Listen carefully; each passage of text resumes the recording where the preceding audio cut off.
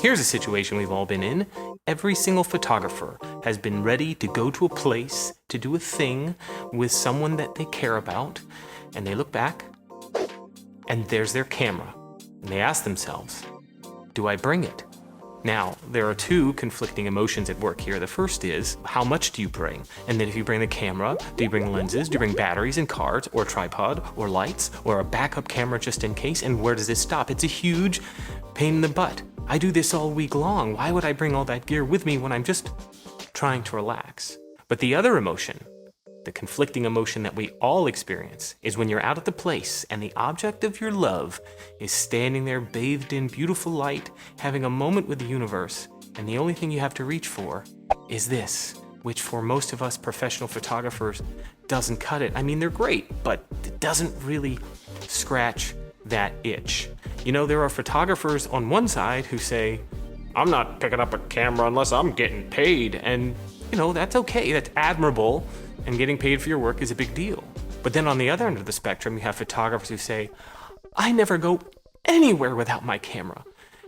And that's admirable too, because they probably won't miss much. I find that I'm somewhere in between. What I'm really talking about is the hobby paradox, which is when you take something that you love, your hobby or your passion, and you turn it into your career, you risk losing your hobby and your passion. I have 3 amazing, beautiful daughters, and I want to document our lives and adventures together without burning out doing the thing that I already do all week. And so I want to discuss that with you guys today, how I have figured out how to bring back photography into my personal life without wanting to jump off of a bridge. So like, subscribe, leave a comment, and let me know what your thoughts are on this issue and how you get around it. And we're going to get into it right now. But don't forget to check out my podcast. It comes out every week. It's called Photobomb, and I co-host it with my good friend Boo Ray Perry, and I'll put a link to that and to his YouTube channel in the description as well.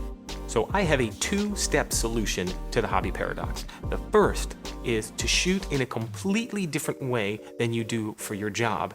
And the second is to make it as easy as possible on yourself to do it. And I want to tell you how I do that. I am primarily a studio portrait photographer, which means I shoot all week long under controlled lighting conditions with posed subjects. And I've gotten pretty good at it. The thing that I never get to do, the thing that I enjoy that I never get to do, is photojournalism or reportage. So essentially just grabbing moments as they happen, which actually is really conducive to photographing my 3 small children.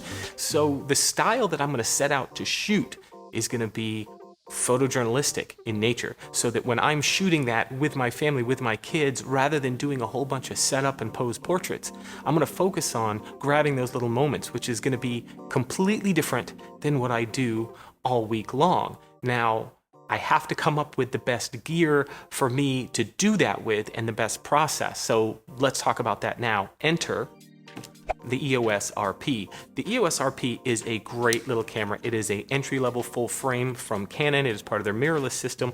It also happens to be my backup camera in the studio. And more lately, I've been using this as my walk-around camera to take pictures of my family. Now, paired with this, which is the RF 35mm 1.8, which I cannot tell you how much I love this lens, it's a lens that I primarily use for video. But paired with this camera, it actually turns it into a really great photojournalistic, almost street photography camera. It's light, it's easy to carry around, it's very easy and not demanding to use, and it takes incredible quality pictures without too much effort at all. Now the next step is the settings. I want to go a little step further than just bringing light gear, and this is where you might freak out in the comments. But I actually take the camera, and in the settings, I change the mode from RAW to JPEG. Now don't jump down my throat all at once. The reason that I do this is because when you take images in the RAW format, you're essentially giving yourself homework. They're intentionally unfinished so that you can tweak them to the greatest degree of quality after the fact. And I do that all week long. I just want to have images that are done so that I can share them to my device and on social media and get them to my computer really easy. I don't want to give myself homework when I'm out trying to have fun taking pictures. Now, if you think that's crazy, I even go one step further and I change the picture style from standard to monochrome. And basically that means I'm forcing my camera to create black and white JPEGs. I am stuck with black and white JPEGs. This is essentially now a mirrorless, full frame, but black and white film camera. And you know what? It's kind of great. And that really works for me because I love black and white, but I like color so much that I really have trouble ever taking the color out of an image. So if I take an image, if I capture it as black and white, it actually works out really, really well. So I'm creating these really cool black and white photojournalistic images of my kids and my family and our adventures, and I'm having fun with it. Now you can shoot in whatever style suits you and with whatever gear suits you. There are tons of great cameras and options out there. This just really, really works well for me, and I have an absolute blast creating these images of my family. Because really the point is just to pick a style that's outside of what you normally do and to make the gear as easy as possible to bring with you and to have fun with it so that it doesn't feel like you're working through your days off.